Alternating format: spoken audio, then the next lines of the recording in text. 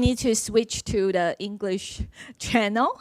Yeah, because today we have, I would say, the all-star panelists from different areas. So, and it's a privilege for me to host the panel and also for our ProjectHatcher member. So before we start today's session, not sure if anyone know any panelists on the stage. So can I start from here and everyone can introduce yourself for 1 minute? Then let's start from Jamie. I think I just did a self-intro in Chinese, but I'll do it again in English. So, okay, yes. yes, I'm serving as the CEO of Taiwan Mobile and also chairman and partner at AppWorks. Taiwan Mobile, over the past 5+ years, have been very active in startup investment, backing more than 20 startups.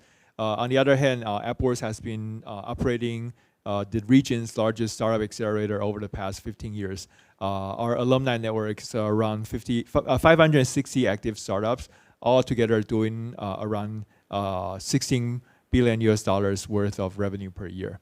So very happy to be here. And if you're a founder, if there's anything Taiwan Mobile or AppWorks can do for you, feel free to reach out to me. Thank you. My name is James. Again, I'm responsible for the strategic investment at鴻海Foxconn. And the main thing I make is make strategic investment. So basically, my function doesn't make financial investment. As I just mentioned, we cover the full spectrum in terms of life cycle and all the way to the the bigger ticket size M&A. So it's more like a learning process for鴻海Foxconn to work with the startup. And thank you. I'm Wendy Tan White. I'm the CEO of Intrinsic. I don't know if you saw the talk earlier, but we're a robotics and AI platform, and we're a sister company to Google, and part of the Alphabet Group. Just before that, I was actually a VP at Google's Moonshot Factory. So the job there is we make effectively moonshot scale startups. And actually what happened is I was looking after them and fell in love with Intrinsic in particular, and the team persuaded me to come and run the company. So that's how I've ended up doing that. Now, why would they get me to do that?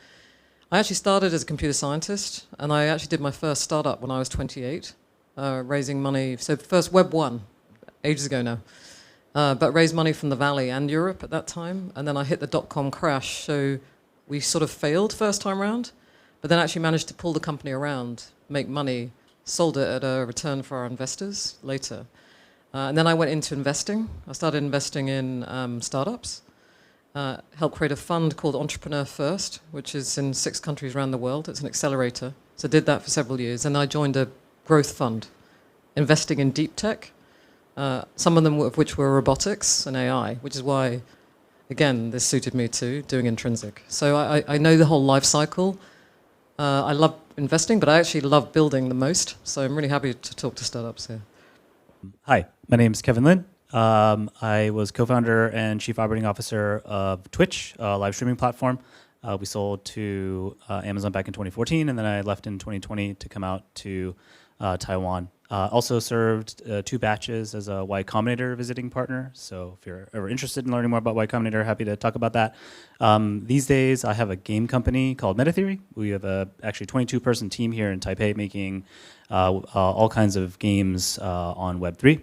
And then also have a fund, recently launched fund called Lifelight Capital. We're an early stage seed to Series A, so we'll invest in founders that are just starting to stem an idea. And we are actually partnering with another group friends called 886 Studios, launching an accelerator here in Taipei called Ikigai. We're looking for founders who are just getting going. And we do seed investment and mentorship over a dozen mentors from around the world, many of whom are exited founders. So always happy to talk startups. Hello, everyone. My name is Andrew. I'm a managing director in PwC Business Consulting Services. In PwC, we support our clients and partners in their strategic business decisions, and also supporting their daily operations efficiencies through the technology consulting, and also for the extending the service not only strategically in the business related, but also financial, taxes, like any of the big four firms. Thanks. Yeah, because today we really have all stars. So I will just have the 3 questions on stage, and then I will open the floor for any member to raise the question. So the first question is because now we have the panelists with different industry expertise. So I want to dive a little more about from industry perspective. So for example, Jamie from telco, James from the manufacturing, and also Wendy can share about what's automation, robotics, and also Kevin can share about gaming. So how we start from telco first? Me to talk about So for the AI industry, AI trend for your specific vertical expertise. So in terms of telco, we're mainly applying AI in 3 sort of areas in our operations. Number 1 being customer service. So we have a pretty sizable customer service team, around 1,500 seats. We take around 1.5 million phone calls per month.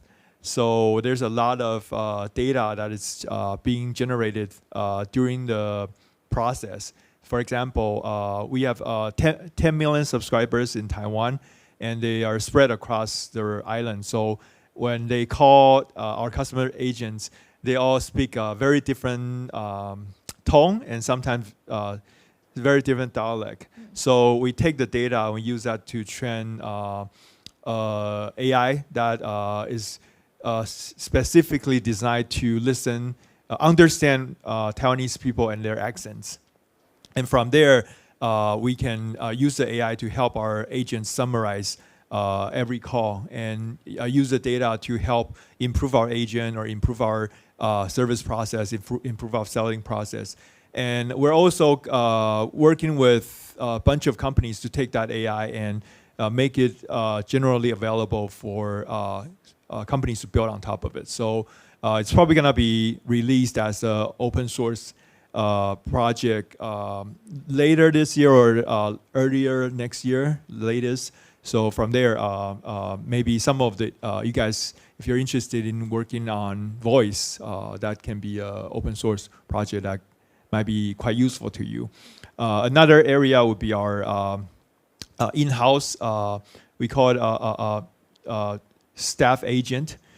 So when you're working in a big company, there's all kinds of different things that you will need to get answer for. And sometimes it's not very easy to get answer. I know maybe Tina and the Google people will also share the same problem. And so we specifically designed an AI to be our essentially internal Gemini.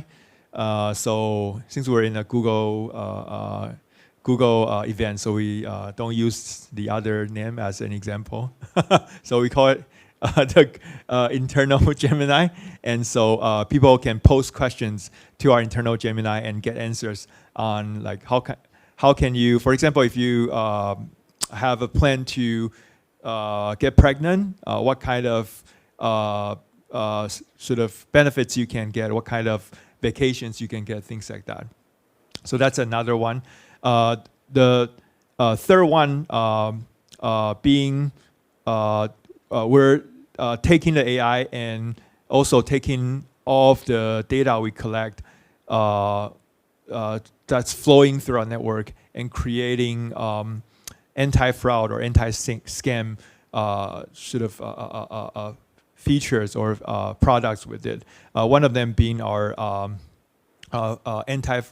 anti-fraud consumer app. We call it 反诈战警个人版. So anyone can download that app in your App Store or Google Play. Actually, we're in a Google event, so only Google Play, no App Store.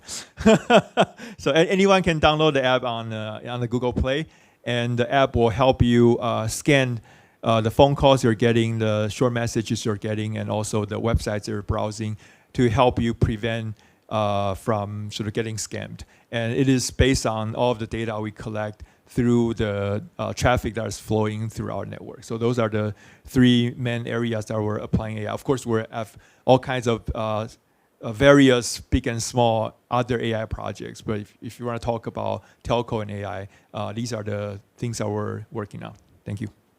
Yeah, so basically it's customer experience and also employee experience. So how about James?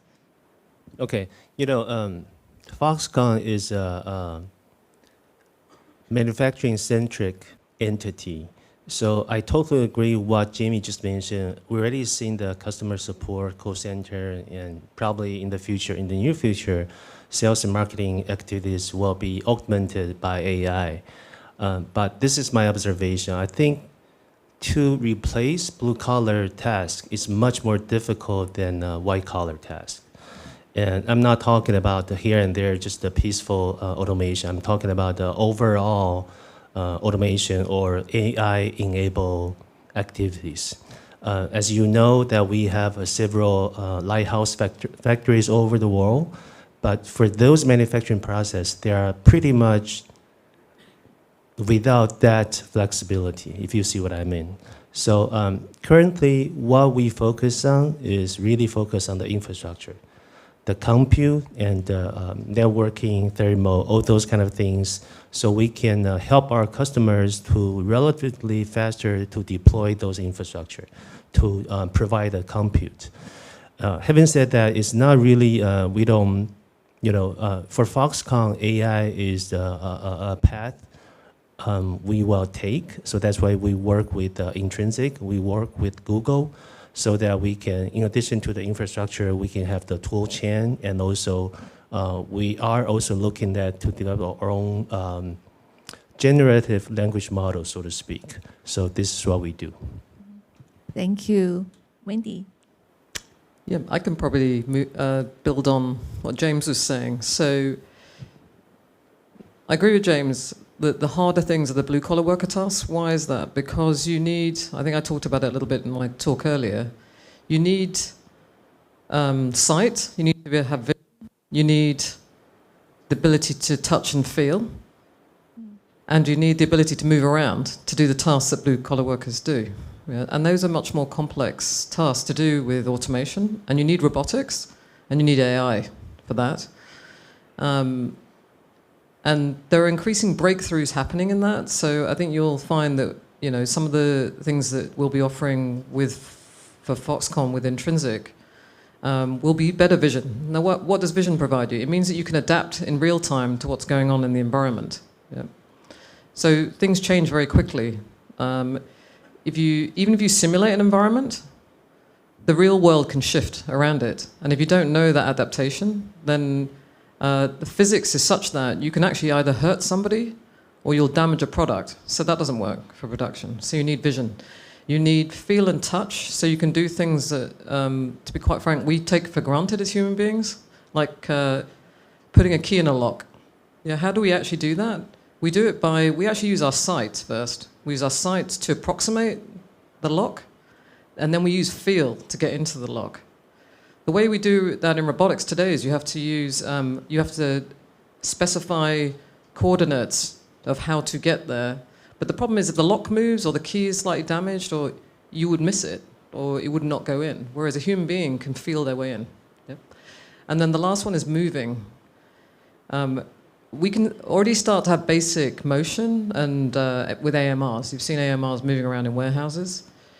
The thing that AMRs, when things become more complex and you want to have, let's say, 8 robots working together in a very small environment, how do you do that? If you try and do that through programming, they're likely to hit each other, or there are only optimal ways of doing it. You can use AI to actually do much more complex path planning and motion planning, and so different options become available with that. So we're using AI for that type of more sophisticated task. Now that's the harder stuff.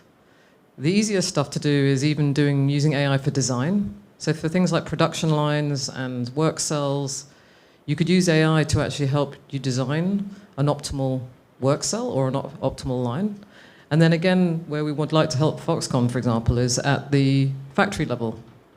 When you've got a lot of different devices, a lot of different production lines, maybe a lot of different product lines, even maybe a lot of different factories, how do you optimize the logistics?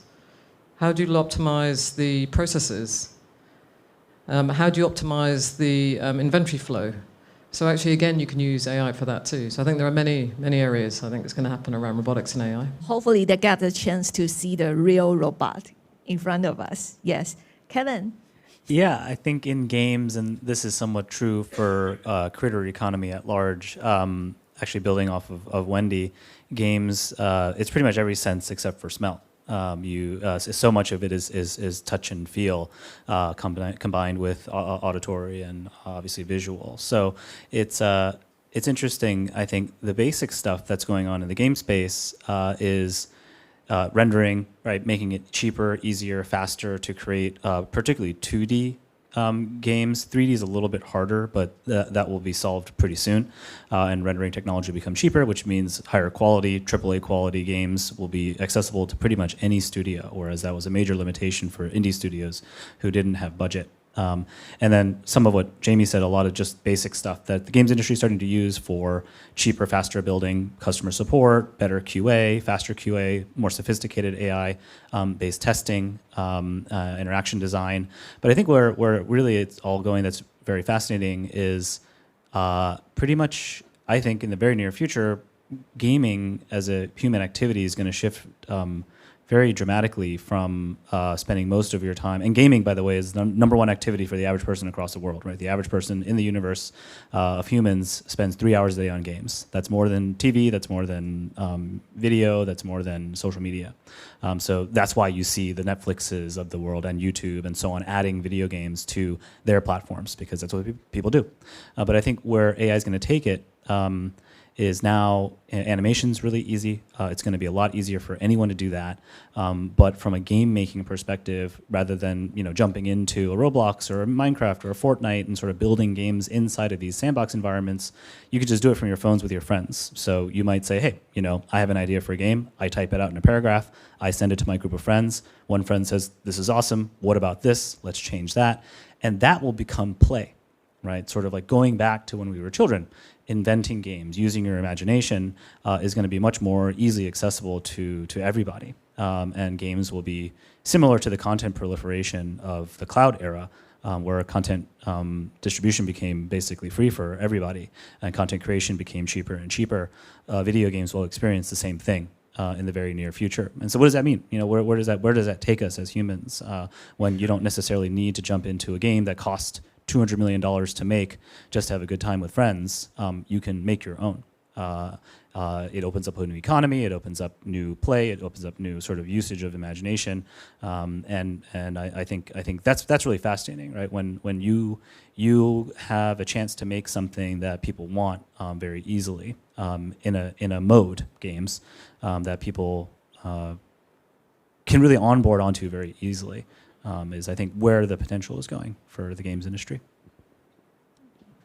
Okay, that's the first question. And the second question, because now we are in Taiwan, so because when we see the AI boom in the recent years, how we see the uniqueness for Taiwan in terms of opportunity and challenge. I know in our panelists that we have several people that have been closely in touch with Taiwan ecosystem. So then maybe I can start from Andrew. Yeah, sure. In Taiwan, we have more than 1,800 of public companies in the public stock environment. And among all these companies, including the hidden champions or the startup that are booming in the market, we have several companies who are most focused on the manufacturing and electronics industry. Because everybody knows globally in Taiwan, we are most focusing in the electronics. Actually, those 1,800 are 52% are actually electronics related. I'm not saying we are only, but most of them. And PwC has been doing the past 6 years together with the government, the Taiwan Institute of Economic, Taiwan 经济研究院. And we have been working 6 years continuously about the survey of the Taiwan startups. So it's understanding Taiwan 创新环境. The ecosystem is happening in the startup here in Taiwan. So what is the message is sharing to us is the AI is booming. Everybody's adapting to it. But the question nowadays, the feedback that we got is, it's not anymore the companies asking, shall we keep adapting or investing? But the key question is coming, how fast and how quickly we can implement it into our daily operations, and including our business strategy discussions. Why is that important? Because we want to keep the competitiveness in place. So this is a very interesting part to give a small snapshot about what the market, the Taiwan market is requesting from. Actually, the most required technology that we see from the feedback of the survey is about image and visual analytics. It's interesting because voice is already a mature technology, keep implementing, like Jamie says, in the telecommunications, right? But the image is another one that we see is coming next. And other than that, another technology that's coming booming is about automation. Yes, again, proven again, the production automation is needed, quality, no matter it's the content of the information that is generating from the production side. So these are the key technologies that we see this coming from, requesting, and not just from the manufacturing side, but manufacturing requirement is only 25% of the survey, but most of the requirement is coming from medical related, from customer service related, from virtual assistants that they are requiring from this. So we are seeing from different perspectives what is really looking for. So what we try to say here is a lot of requirement is booming. It's not anymore to question about if we need AI, but how quickly we can implement it and how we use it. The information itself is trustable, is transparent enough, is good enough, is the amount of collected information is enough to bring us to the next breakthrough, the next booming, next growing, to the competitiveness of the company. Thanks for sharing.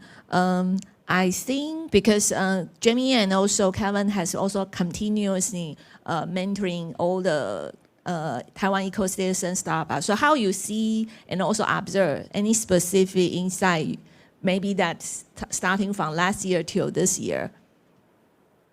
Yeah, I mean, I think starting from the most basics, I think the startup scene here is quite exciting. Thanks to people like Jamie and a lot of other folks who have been really pushing from really seed stage as a startup ecosystem to where it is today. I find founders here are excellent. I think they are well educated, well trained. They have the drive and the conviction to build something. I think on the software side, I won't comment as much on the hardware side because that's not my specialty. But I think Taiwan obviously has a major advantage, right? We know where the technology that powers the software is going pretty much before anybody else. And so, can we leverage that as an ecosystem?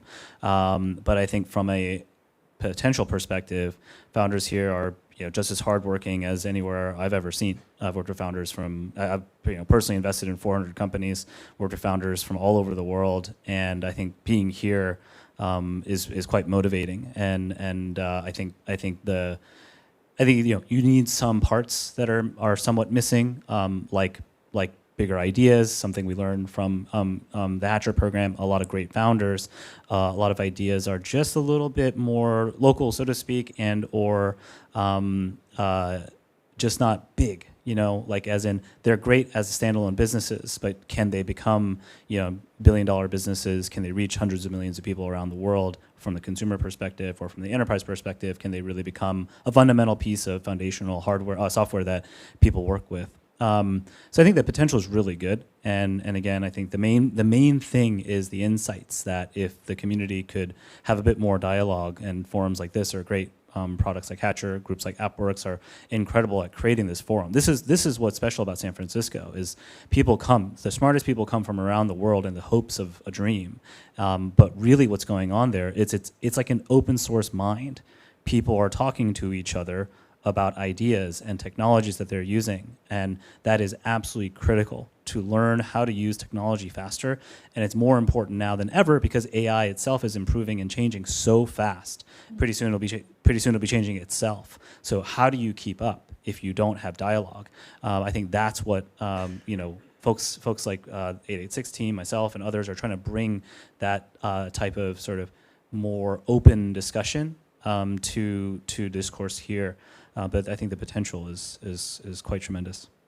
Just to build up on what Kevin has said, so I think the local startup ecosystem is definitely, I would say, up there with most of the other sort of startup hubs in the world.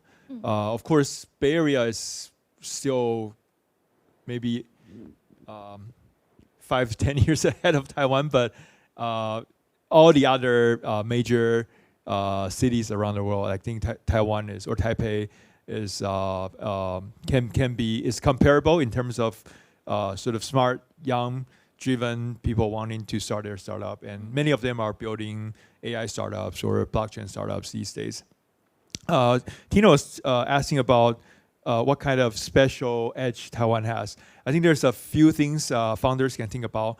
Number one, we're the largest community of traditional Chinese users, right? So right now, if you talk to Gemini, it's very good with English, but it's traditional Chinese sucks, right? So there's still opportunities for you to build AI services that are specialized in traditional Chinese, and because we're such a small language, the sort of magnificent worldwide companies, we're probably like somewhere down their priority list, right? So you do have maybe 3, 5, 10 years lead time before they get around to like really bulk up their traditional Chinese offerings. So you can look at what people are doing in the English world or other language world and try to take a couple pages from their playbook and do it in a traditional Chinese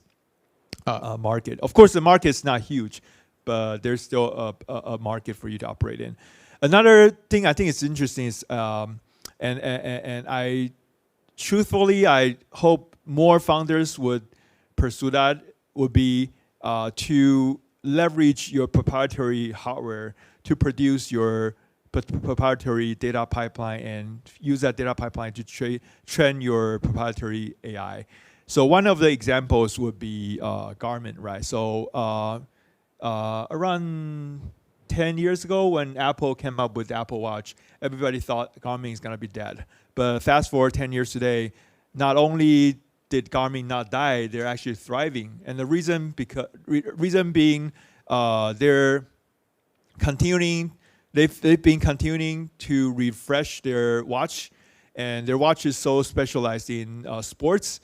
It's a niche market versus the mass market Apple Watch is trying to address, and so that the sports lovers would still go for Garmin. And in a sense, many people start with Apple Watch, but when you realize that it doesn't give you enough data in terms of your sports training performance, then you will upgrade to a Garmin.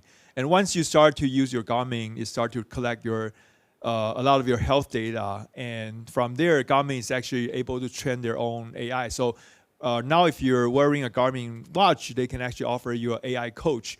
To every day when you wake up, they will tell you how ready you are today for training and what kind of training they would suggest you do, and it's all AI, right? And that proprietary AI built on proprietary data is so powerful that it's very hard for even a big company like Apple or Google to compete with them. I see that with Pixel Watch 3. Google is also trying to move a bit closer to where Garmin is, but Garmin is still way up there, right? So that is a very good example. And you're in Taiwan, you're very close to companies like鴻海and other manufacturers, and it's relatively easier for you to build your proprietary hardware that would eventually give you your proprietary data and in turn your proprietary AI. And if you have all of that together, it's actually a very big moat. Even big companies, even for big companies, it might not be easy to penetrate your moat. So in terms of AI, when you're in Taiwan, I think that's one edge. Truthfully, I rather see, I don't see enough founders leveraging it. I rather hopefully more and more founders will realize that that's one sort of special advantage for being in Taiwan that you can take advantage of. Yeah, for Jeremy sharing, I want to make a joke that sometimes internally we have this description that in Taipei, our silicon design team, they design something, and then we place order at noon. And then in the afternoon, it was shipped to our data center in Zhanghua. So the example I want to share that this echo to what Jeremy said, that because in terms of our ecosystem community in Taiwan, hardware, software actually is very, very close. We did have a certain velocity and also density that can kind of have something can make it happen quickly.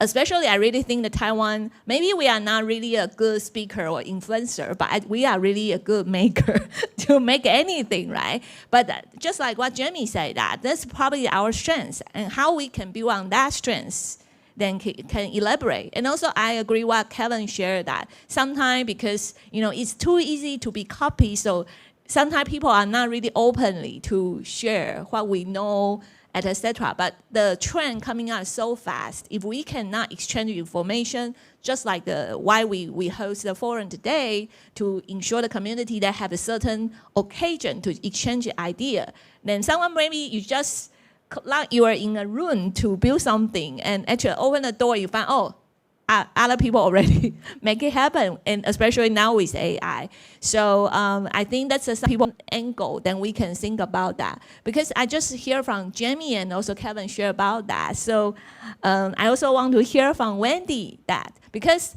actually today is just the second time Wendy in Taiwan. Actually, Wendy just visited Taiwan this year, right? But Wendy has been in startup and also entrepreneur area for many, many years.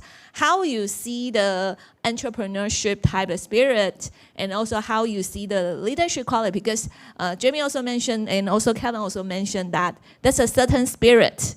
And maybe based on what you have observed and also you have experienced, and also can kind of share some wisdom with the team in the room. Yeah. Thank you. I'll try share a bit of wisdom.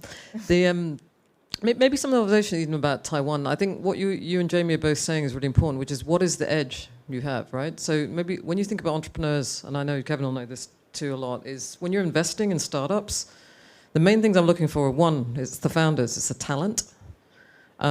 But it's not just about talent, though, is what is your edge in that talent? Like, what's your right to win versus every other startup that's out there? And I do agree with, there's something really special about Taiwan where you really do understand the integration of software hardware, which is really hard. Software is, and I say this as a software platform person originally, a lot easier to iterate than the hardware. It's very costly iterating hardware. And the fact you can design something, ship it and drop it in a day is impressive. I couldn't do that from the UK, yeah, put it that way. So I would not look at the UK and go, you've got an edge in software, hardware, and logistics and making.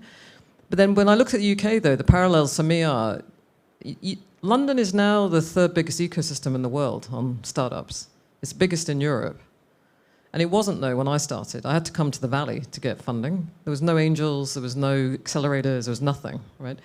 But now Europe is a center of capital around Europe for startups. It built a whole ecosystem of angels right up to big funds. It's very good at fintech, for example. It's good at AI. It's got very strong universities in that space. DeepMind came out of there. So it is about this ecosystem really identifying what it's great at. Then it comes to the entrepreneurial talent piece. This is the leadership talent piece. I think the biggest thing for me, you have to be hungry about something, right? So what is it you're really passionate about, that you're driven for? I think you need to be resilient. Yeah, it's really tough. There was a period where being in a startup was really sexy. It was like some sort of career you try and go into. It's really hard. Yeah, you fail a lot. It's pretty lonely as a founder at times. Yeah, it kind of sounds glamorous, but mostly you're solving everybody's problem, and nobody's going to thank you for it either. You don't earn a lot of money for a long time. I think my husband, funny enough, I actually married my co-founder, right? I'm not sure that's not a strategy. I don't think my investors would have been that excited about it, except we actually made the return. But the one thing I would say is that we were both, we were resilient. We had to learn how to have a really great set communication and partnership. We doubled down. But co-founding partnership is tough like that. It's as hard as, if not harder than a marriage. So bear that in mind as well. Who you work with really matters. And that's the third thing I look for in an investment, is what's the dynamic like in that team. Yeah, you as an individual will not have everything. So are you good at finding the right people to work with in a team, and can you actually get on? And then probably the last piece is probably what Kevin's looking for, which is it a big market? There's a difference between a lifestyle business and a real global scaling startup. So you have to really think about that too. What is that thing that could get to a scale? But again, using the edge that you have from here. Thanks, Wendy's sharing. Because today, when I see the talk, and Chairman also shared that today we have the 20 countries ambassador to join today's event. So, and also鴻海has a lot of team in different locations. So how you see this from different market perspective? Okay, I can share my 2 cents. Well, first of all,鴻海does like to make things, and we know our thing, how to make things. But鴻海Foxconn is more than that. And speaking of the strength of Taiwan, I think my personal observation is Taiwan is an excellent place to be a test bed. With a 24 million population, if you launch a product, you can easily get your feedback and pivot the product along the way. So I think, first of all, it's the right size for a test bed. And then speaking of talent, I think I cannot find another place like Taiwan where we have a very good mix of culture from Western and Eastern, and people here are very nimble and open to new product, new business model. And also, consumers here are quite picky. They're just flaky. I don't think consumers here are loyal to specific brand, which can be a good thing, right?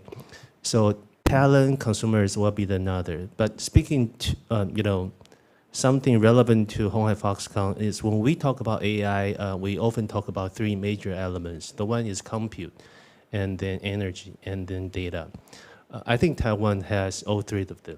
We have this universal health insurance system, so everybody's health-related data is well stored. I hope it's well stored in the system. And the energy, and we already have this energy, green energy endeavor, and compute. I believe you already knew this, but for NVIDIA, they have 3 data centers outside the US. One is Tokyo, Tokyo 1. One is Taiwan, Taiwan 1. And the other one is in Israel. That explains the position of Taiwan. So in the AI era, especially when every boundary is becoming more and more blurred, I think Taiwan has its strength. Yeah, thank you. That's what we hear from different experience, different perspectives. So now I'm going to open to the floor for open question. Okay, so hi everyone, I'm Howie from Protocol. So I'm also the alumni of AppWorks. So my question is actually about when we are talking about AI, actually it will be the heavy issue of the electricity. So in Taiwan, actually we don't really have that much electricity. So what do you think about this as a challenging or the possibility that for the startups or for the brands that want to tap in this field? Thank you. This is a very big question, to be honest, and because our government official just left. I really think this is a question he can help us to answer, yeah. But maybe I can kind of frame a little bit that actually the energy challenges everywhere, not just Taiwan, to be honest. Yeah, and I think, especially probably I only can speak for Google, that we are doing our hard work to ensure that how we can have balance. For example, this year we just have a renewed energy deal in Taiwan that we also collaborate with all the energy ecosystem in Taiwan to see how we can contribute to this challenge. So I think this is something probably technology can help to solve in the future, but this is definitely one key challenge that everyone should pay attention. But I think the question will be answered by government will be better than us. But thanks for your question. If may I, I would like to try to answer your question as well. From PwC, we have been focusing on not only on the artificial intelligence, but also the other social topics that we have in Taiwan. We care about society. And myself, I have been involved in the renewable energy sector for the past 5 years. So I will try to share my view. I believe with the government, we are all working about the energy topic, the consumption. The energy most consumers are based on the industrial and the home, right? So of course we are growing our GDP. We are exporting our product to the global worldwide, and manufacturing is an important player who really consume a lot of energy. And of course, this is a criteria that the government receives from the industry to support and provide the resources, not only the energy, but also a safety environment for the sustainable growth. And jumping into specifically on the energy topic, we understand is about several energy generated from different areas. For example, nuclear, hydrogen, but we also understand the past 10 years we have solar panels, we also have offshore wind farms, right? For the offshore wind farm, I would say, just an example, has been several rounds. Round 2, round 3, 3.1, 3.2, coming to 3.3. There are several topics. This is not our topic today, but I would like to share that the government is keeping improving, introducing new energy sources to support it. But what we can say today is, the energy is still enough. We are still using it, right? We are using all the energy. We have the energy here, not only from generating, transmitting, but also storage, connecting to the grid. I believe no matter what comes, energy is always a topic, is that? But we live with the resources we have. We save as much as we can, and we keep improving from there. At least we don't see there's an immediate urgency that cause national security in this topic. Good? Thanks. Oh, yeah. Sorry. Good afternoon. My name is Fai. I'm one of the startup founders here, coming from a medical device startup. This question is actually intended for such an international panel, mainly, especially on the industrial and the robotics and hardware side, so perhaps Wendy and James.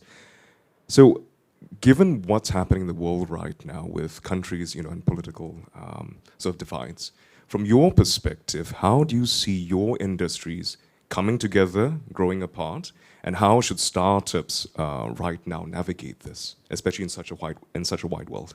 Thank you. It's also a big question. I have to admit, I'm a great believer in working together to actually change culture, if you like. And in fact, we have. It's why we're here. So I'll give you an example. We have partners in, obviously, Asia, here. We have partners in Germany. We have partners in the US. And I try not to make a distinction, to be honest, between those. I try to understand each culture and what opportunities are in each of those countries and what sort of products they need and their situations.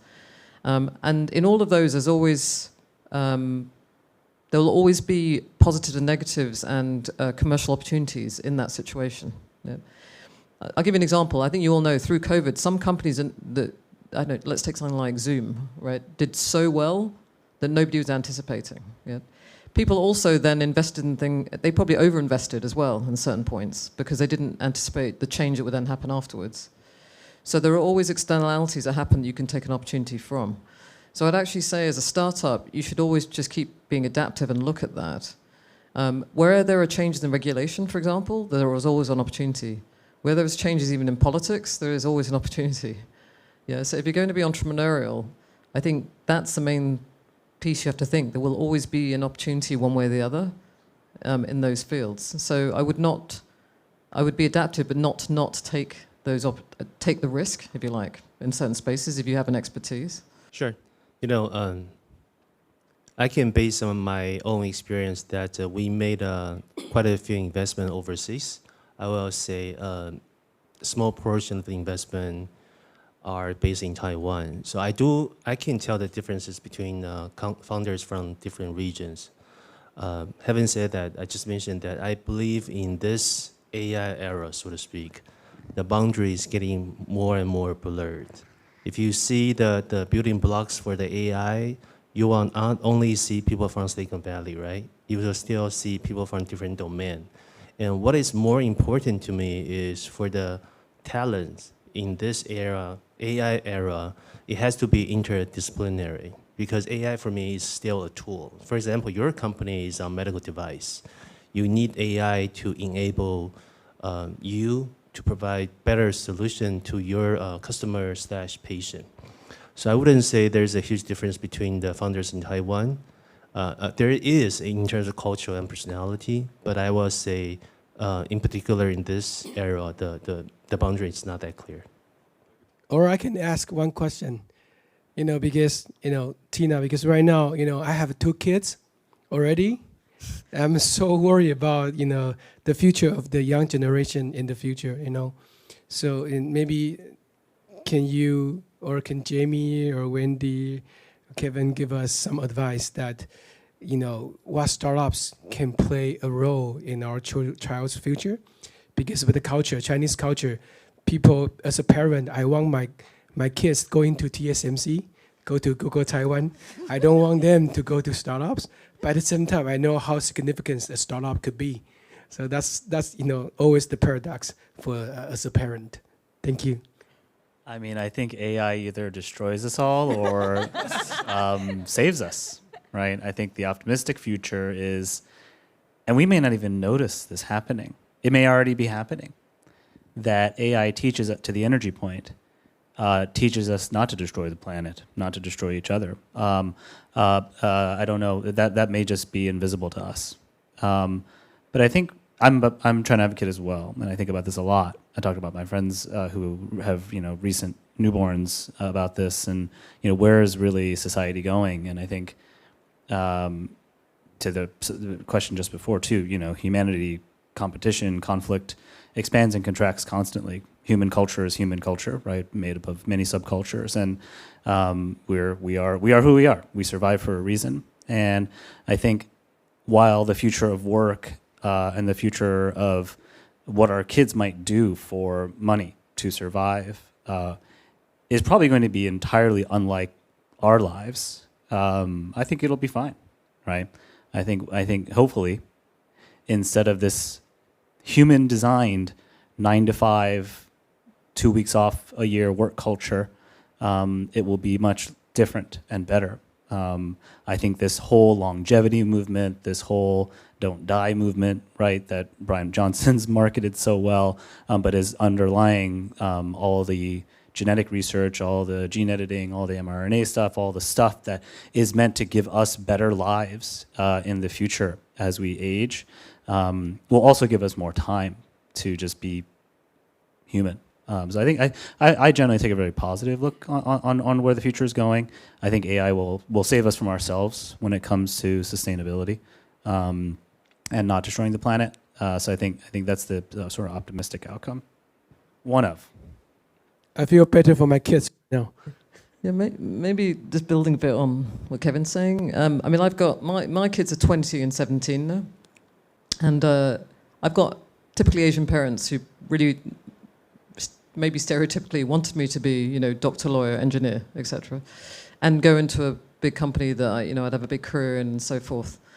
And I did start doing that, and I went down the sort of blue chip company route, and then I got the entrepreneurial bug, right? The one thing we can say for sure is the world is going to change very quickly now, right? And so the biggest number one thing your children need is to be creative and adaptive. Yeah, especially with AI, the one thing we're very good at, human beings, is being creative and adaptive. Yeah, we're going to get out competed in anything that's kind of process orientated and just algorithmically orientated and everything else. So if I was in fact, actually with my children, we did give them that space. So both of them, by the way, were very strong, as you can imagine. My husband's also an economist, maths, engineering, computing, they were great at that. My son is actually studying to do product design at RISD in America. It's very creative, design school, actually. He could have gone down the engineering route. We let him go down the creative route, actually. And he has both. I say with my daughter, she's very strong at sciences, but she also loves fashion, she loves health, she loves other things. She wants to go down a hybrid route of, right now she could do fashion or she could do neuroscience, right?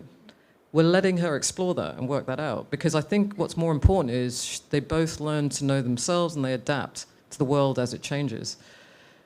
So I would say to you as parents, that's the thing to look at.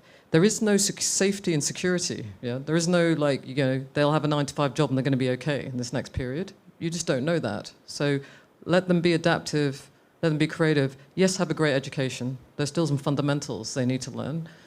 But that's kind of where I would go, Jerry. Thank you. Hey, Jerry, I have 3. If the question is, how do you get the 3rd one, I can share with you. Okay. Anyway. We'll talk offline. You just mentioned you have 2. I think that the important thing is for AI to be successfully commercialized, it has to be human. That's my belief. I don't think, probably this is too, I think this agentic phenomenon will be, it will be the interim phenomena for me, because if we boil down everything to how to make money, if the product is not humane enough, I don't think it will sell. So being humane to a large extent, I can echo what just Wendy mentioned, being creative, curious. And so I wouldn't worry too much about AI will destroy us. Because for me, my perception still now AI is a tool, not an agent. I know a lot of people talking about agent in the near future, but for manufacturing, I think it takes a while. So I think first of all, you have to ask yourself, what is work? So I think we're born in this very special era in human history where we go to a place and we do things and we get a salary and we use that salary to then do things we like. But if you go back in history, maybe 5,000 or 10,000 years, the hunter-gatherers, they spend all day long doing things they like. They never have this thing called job or work, right? And so if we end up inventing AIs that can do everything, then we're going to go back to the life of spending every day just having fun, because the value creation activities will be done by the machines and AIs, and we're just going to do, like, when you want to eat, you can eat. When you want to get from point A to point B, you can get from point A to point B without the need to spend any money. Then why would you work, right? You want to do things you enjoy, right? So I think we're born in an era where work is sort of this mainstream thing. So you thought that work is permanent, but it is not. It is just a phenomena in a certain period of human history, right? So if, like Kevin said, AI would end up becoming so good, it's going to save us. I think it's going to save us in a way that we're going to be able to be freed up from boring jobs, and we'll be spending most of our time doing more meaningful things. And then on top of that, in the short term, I think what James said earlier was very insightful, right? It's going to be a long time before AI learns, and also Wendy was talking about that. It's going to be a long time before AI learns to do blue-collar and very sophisticated tasks, right? So at least in the next 10 to 20 years, you can still take a quite blue-collar job and sustain yourself. So I'm not sure if many of you know, if you're a very diligent Uber driver in Taiwan today, your monthly salary would be even better than a junior Google engineer, right? And so like, if you just want to survive, there's so many jobs you can do in the meantime until AI gets good enough that you will never work, right? So I'm not sure if we should worry. And I think fundamentally, I think Asian parents, we project so much of our our sort of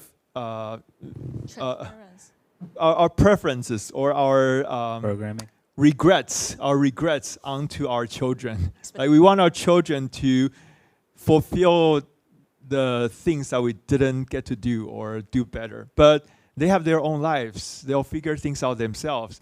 Even if then they end up doing this job or that job, you don't appreciate. If they're happy having a good life.